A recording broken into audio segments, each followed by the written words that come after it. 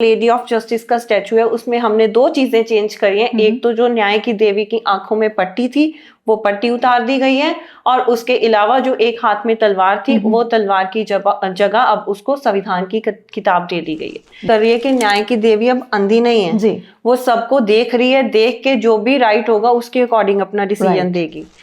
ऐसे सेमिनार्स होने चाहिए जिससे पेरेंट्स को भी एजुकेशन मिल सके और बच्चों को भी एजुकेशन मिल सके।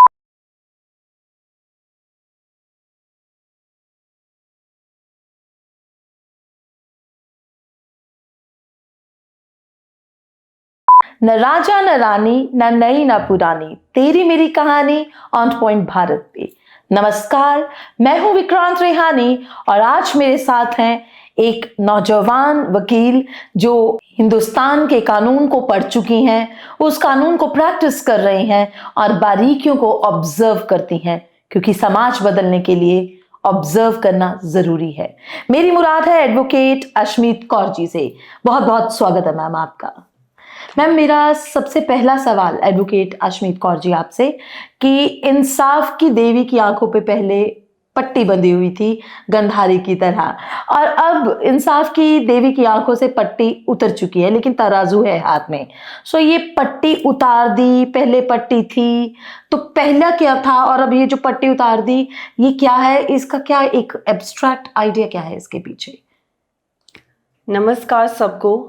अब मैं आज आपको इस चीज के बारे में बताऊंगी कि जो भी न्याय की देवी है उसका पहले कैसा था और अब कैसे है। जो न्याय की देवी है उसके पहले दाएं हाथ में तराजू था और बाएं हाथ में तलवार थी।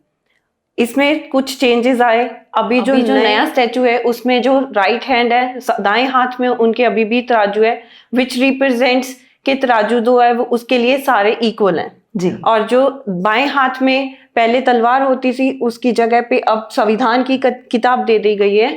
तो विच रिप्रेजेंट्स के जो हमने जस्टिस करना है हमने सबके साथ, दैट इट रिप्रेजेंट्स। अदरवाइज जो पहले था दैट इज के तलवार के सिर पे हम सजा दे देते थे।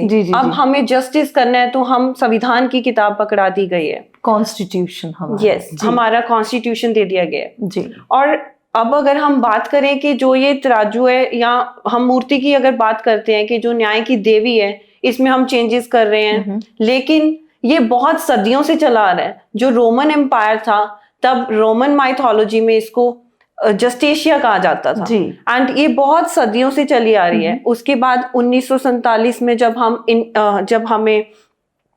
हम भारत आजाद हुआ तो उस टाइम पे क्या हुआ था कि आफ्टर इंडिपेंडेंस हम ब्रिटिशर्स के जो रूल्स थे, जो रेगुलेशंस थे वो चीज फॉलो कर रहे थे।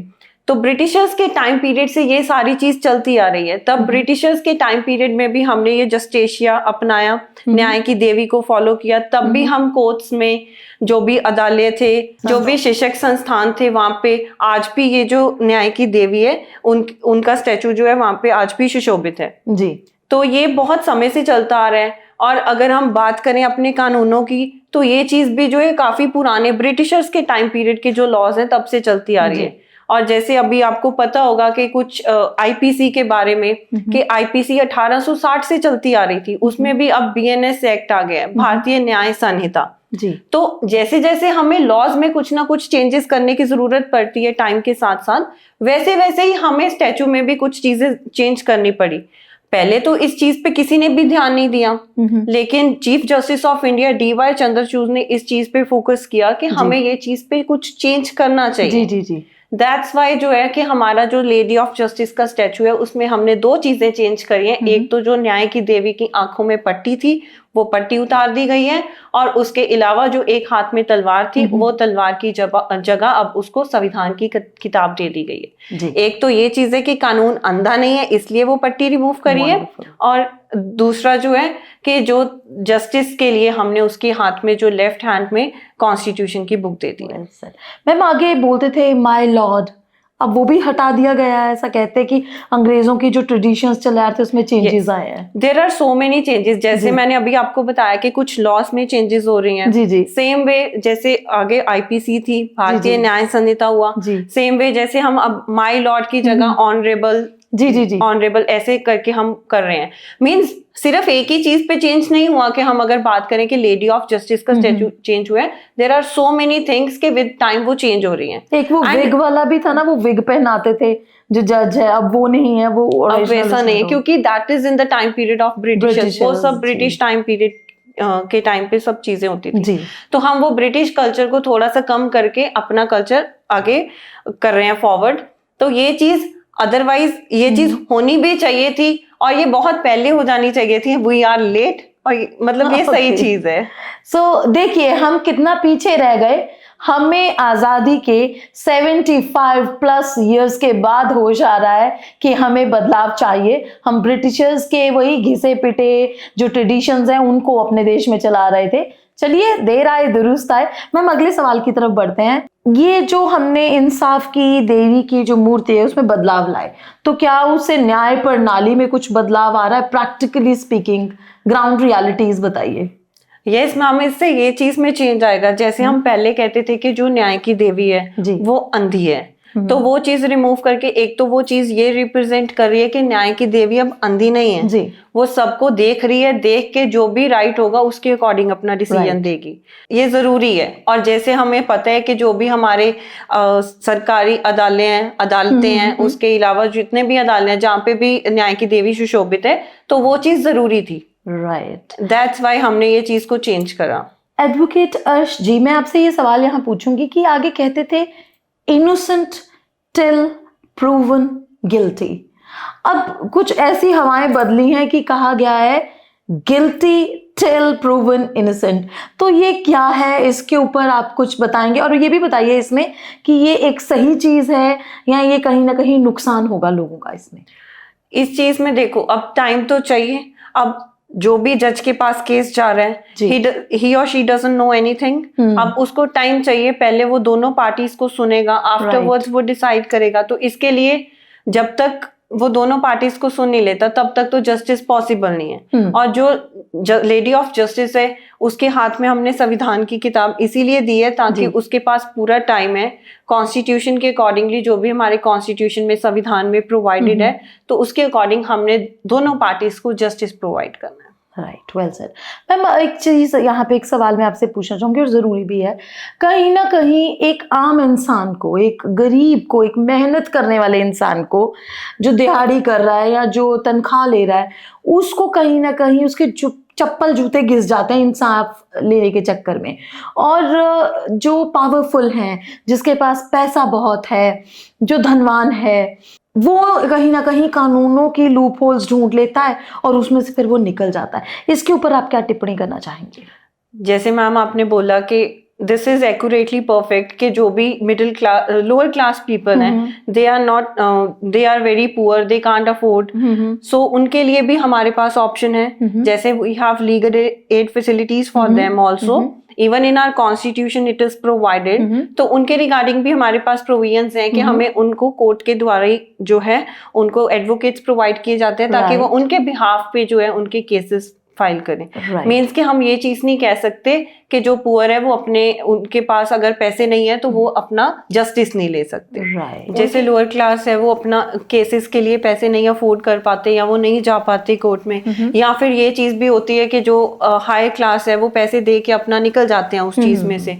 तो ये दोनों चीजें के लिए हमारे पास सोल्यूशन है कि जैसे अगर तो वो पर्सन अफोर्ड नहीं कर पा रहा, उनके पास एडवोकेट्स के लिए मनी नहीं है या जैसे भी है, तो उनके लिए तो हमारे पास लीगल एड फैसिलिटी है कि वो अपने एडवोकेट्स उनको हम हायर कर देते हैं। Legal aid services authority, ADR, alternate dispute resolution centre में देयर इज ऑप्शन कि लीगल एड में एडवोकेट्स उनको दे दिए जाते हैं। अदरवाइज जैसे आपने बोला कि जो हाई क्लास पर्संस हैं, अपर क्लास है, वो पैसे दे के इस चीज में से निकल जाते हैं और वो लोअर क्लास रह जाता है। जब उनको एडवोकेट्स अच्छे मिल जाते हैं तो दिस इज सॉल्यूशन कि उनके एडवोकेट्स एंड तक फाइट करते हैं उसके लिए कि ताकि जो लोअर क्लास है उसको जस्टिस मिल सके। ओके मैम, एक चीज बताइए, हिंदुस्तानियों की सेंस ऑफ जस्टिस कैसी है? मतलब खुद कितने एथिक्स में है, कितना सेंस ऑफ जस्टिस है? क्योंकि हम देखते हैं कि छोटे छोटे बच्चों को गाड़ियां पकड़ाई होती हैं माँ बाप ने। अगर सेंस ऑफ जस्टिस हो तो वो ये चीज़ होने ही ना दे। बच्चा घर में चोरी करके आ जाता है कि मैं स्कूल से पेंसिल चोरी करके लाया हूँ तो पेरेंट्स कहीं टोकते नहीं है, तो ये चीज़ मैग्नीफाई होती है और समाज में दिखती है। तो sense of justice of Indians, इसके ऊपर आपकी क्या टेक रहेगी? इस चीज पे देखो, हर पर्सन को अवेयर होना चाहिए, और इसके लिए सबसे पहले जो चीज है दैट इज एजुकेशन। जी, जो चीज लैक कर रही है अब पेरेंट्स में, कहीं ना कहीं किसी भी चीज पे लॉस के regarding they are not that much educated. Right. For that there should be some seminars, उनके लिए भी कुछ एजुकेशन सेशंस होने चाहिए ताकि उनको नॉलेज मिल सके, सो दैट अगर उनके पास लॉस के रिगार्डिंग नॉलेज है तो वो अपने बच्चों को भी इस चीज के बारे में प्रॉपर जागरूक कर सकते हैं। राइट। तो दैट इज द थिंग कि मेनली कुछ ऐसे सेमिनार्स होने चाहिए जिससे पेरेंट्स को भी एजुकेशन मिल सके और बच्चों को भी एजुकेशन मिल सके। अदरवाइज मैं तो यही कह सकती हूँ कि हम कुछ खुद भी एफर्ट्स कर सकते हैं, जैसे अदरवाइज लीगल एड में हम एजुकेशन प्रोवाइड करते हैं स्टूडेंट्स को। कुछ जो भी विलेजर्स हैं, विलेज साइड पे हैं, उनको इस चीज़ के बारे में जागरूक करते हैं कि कानून के रिगार्डिंग जो भी फैसिलिटीज दे आर हैविंग, कि ये फैसिलिटीज की ऑप्शन है आपके पास, तो आप ये चीज़ बेनिफिट ले सकते हो। राइट। तो this is the thing. Otherwise जैसे अभी आपने बोला कि बच्चे स्कूल से कुछ चीज भी चोरी करके ले आते हैं, तो उसके रिगार्डिंग ये चीज होनी चाहिए कि बच्चों को पेरेंट्स को डांटना चाहिए कि ये चीज नहीं करनी, ये गलत चीज है। अगर वो फ्रॉम द वेरी बिगनिंग छोटे होते से ऐसी चीजें कर रहा है तो वो बड़ा होकर कोई बड़ा क्रिमिनल ही बनेगा। तो for that parents should be alert कि वो उस चीज़ को उसको समझाएं और उस चीज़ से रोकें। राइट। मैम, हमारे इंडियन एजुकेशन सिस्टम में हमारे सिर्फ लॉ के स्टूडेंट्स को कानून कॉन्स्टिट्यूशन पता है, या जिसने जिद से वो किताब पढ़ ली उसे पता है। हमारे स्कूल्स में ऐसा कोई सिस्टम नहीं है कि बच्चों को कॉन्स्टिट्यूशन पे कुछ पढ़ाया जाए, चैप्टर पढ़ाए जाए। उसके ऊपर आप क्या महसूस करते हैं? उसके ऊपर ऐसा होना चाहिए कि जैसे अब स्कूल्स में, काफ़ी स्कूल्स में अब ये चीज़ कर दी गई है कि उनको लीगल स्टडीज सब्जेक्ट कर दिया गया है। राइट। तो ये चीज़ सारे इंस्टीट्यूट्स में कंपलसरी हो जानी चाहिए कि 10th आफ्टर 10th +1 +2 में उनको लीगल स्टडीज, या टिल 10th 9th 10th में सीनियर क्लासेस में उनको इस चीज़ के बारे में नॉलेज होनी चाहिए। वेदर इज CBSE बोर्ड है, ICSE बोर्ड है, या फिर पंजाब बोर्ड है, तो ये सारे इंस्टीट्यूट्स में, मतलब सारे बोर्ड्स में होनी चाहिए कि लीगल स्टडीज का एक सब्जेक्ट होना चाहिए, so that they will come across with the brief facts of the law. Right. क्योंकि हम ना उनके जो बाहर फॉरेन कंट्रीज की, खास करके हॉलीवुड मूवीज भी देखते हैं, उसमें कोई पकड़ा जाता है उसका पहला डायलॉग होता है आई हैव माई राइट्स। यहाँ पे हमारे देशवासियों को, नागरिकों को उनके राइट्स ही नहीं पता होते। बिल्कुल मैम, आप बिल्कुल सही कह रहे हैं कि कुछ पर्सन्स ऐसे हैं जिनको इस चीज़ के बारे में नॉलेज नहीं है जी। जैसे ये चीज है कि उनको इस चीज के बारे में नॉलेज ही नहीं है, बिकॉज स्कूल्स में कभी उन्होंने लीगल स्टडीज वर्ड ही नहीं सुना। बिल्कुल सही बात। उनको लीगल स्टडीज नहीं पता क्या चीज है, तो इसके बारे में स्कूल्स में ये सब्जेक्ट होना चाहिए, सो दैट कि they will come across with the brief facts. Right. जो भी लॉ के ब्रीफ फैक्ट्स हैं उनके बारे में उनको नॉलेज होनी चाहिए। जी।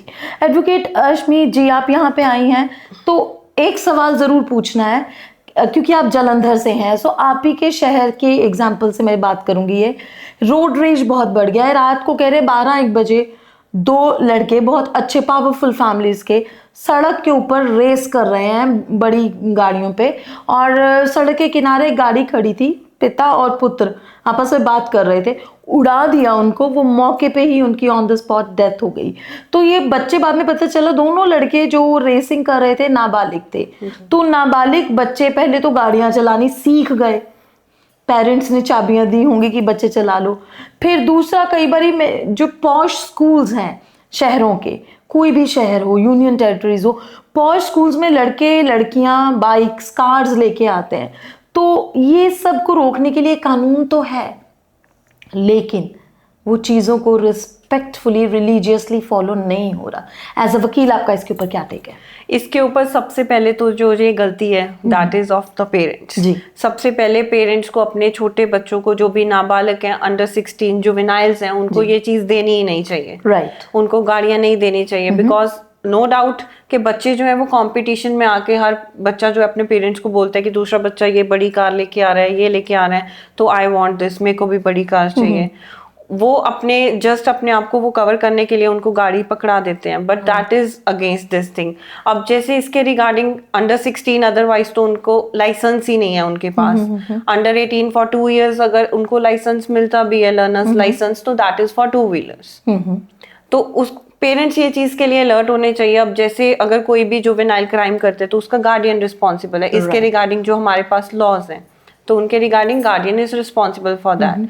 तो ये चीज मेनली पेरेंट्स अलर्ट हो, वो अपने बच्चों को ना प्रोवाइड करें। दैट्स वाई जो पेनाल्टी है वो भी पेरेंट्स पे डाली हुई है लॉ ने। बहुत बड़ी बात। तो ये चीज ऐसे होनी चाहिए कि बच्चों को जो है ऐसे उनको समझाना चाहिए कि ये चीज नहीं करनी, बिकॉज अभी यंग एज में कुछ ना कुछ ऐसा इंसिडेंट हो जाता है, जैसे रिसेंटली अभी जलंधर में हुआ। तो that is very bad on their part कि उन्होंने वो चीज करके afterwards they run away. That is mainly it falls in the hit and run cases. जैसे we have motor vehicle acts for the protection regarding this thing कि motor vehicles के regarding हमारे पास laws हैं। तो उसमें जैसे अब hit and run की अगर बात कर रहे हैं तो अर्लियर जो पेनाल्टी थी दैट इज 20,000 रुपीज। अच्छा जी। तो अब एनहांस करके that is approximate near by it's 2 lakh rupees. Ma'am फिर भी अगर कोई मर ही गया, उसको हिट रन करके भाग गए, तो क्या हमारा कानून जो है उस जान की कीमत सिर्फ 2 लाख लगा रहा है? ये आपको नहीं लगता बहुत हल्की है? अदरवाइज मैं तो इस पे ये कहना चाहूंगी कि जो भी पेनाल्टीज या जो भी हमारे लॉज हैं उनकी स्ट्रिक्ट इम्प्लीमेंटेशन होनी चाहिए जी।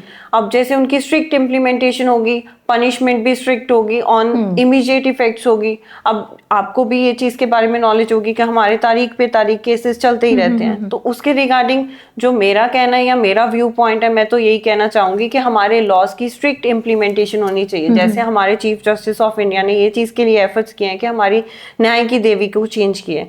सेम वे मैं ये कहना चाहूंगी कि हमारी जो भी सीनियर अथॉरिटीज हैं, चीफ जस्टिस या फिर कुछ हायर अथॉरिटीज, इसके रिगार्डिंग भी कुछ सोचे कि सो दैट कि हम इस चीज को ओवरकम कर सकें। राइट। मैम जाते जाते आपने संविधान की बात की कि कॉन्स्टिट्यूशन है, कानून है और फाइन पेनल्टी पेरेंट्स को लगेगी। जाते जाते ऑन पॉइंट भारत के दर्शकों को आप कुछ कानून के, क्योंकि आप इतना स्टडी कर चुके हैं, आप एक लॉ कॉलेज में पढ़ाते भी हैं, तो जाते जाते ऑन पॉइंट भारत के दर्शकों को आप कानून का कुछ strong message, constitution of India का कोई स्ट्रॉन्ग मैसेज देना चाहेंगे? मैं यही कहना चाहूंगी सबको कि जो भी है जो भी पेरेंट्स जो है उनको अलर्ट होना चाहिए, अपने बच्चों को ऐसे समझाना चाहिए लॉज के बारे में, उनके राइट्स के बारे में, खुद भी उस चीज़ के बारे में नॉलेज गेन करनी चाहिए और अपने बच्चों को भी उस चीज़ के रिगार्डिंग नॉलेज प्रोवाइड करनी चाहिए, सो दैट कि हम जो भी प्रॉब्लम्स हम अपनी सोसाइटी में फेस कर रहे हैं उस चीज़ को हम ओवरकम कर सकें। Thank you. On point Bharat के दर्शकों, समाज बदल रहा है, देश बदल रहा है, कानून में बदलाव आ रहे हैं, इंसाफ की मूरत तक हमने मॉडर्नाइज कर दी। मॉडर्नाइज करने की ज़रूरत है अपने विचारों को, अपनी वैल्यूज़ को, अपनी सोच को। अच्छे माता पिता बनेंगे तभी हमारी औलाद, हमारे बच्चे अच्छे होंगे और समाज सशक्त होगा। आइए कानून की रक्षा करें, कानून का सम्मान करें, क्योंकि हमारा कॉन्स्टिट्यूशन हमें और हमारे देश को बनाने में, सशक्त करने में हमारी मदद करेगा। जय हिंद, धन्यवाद।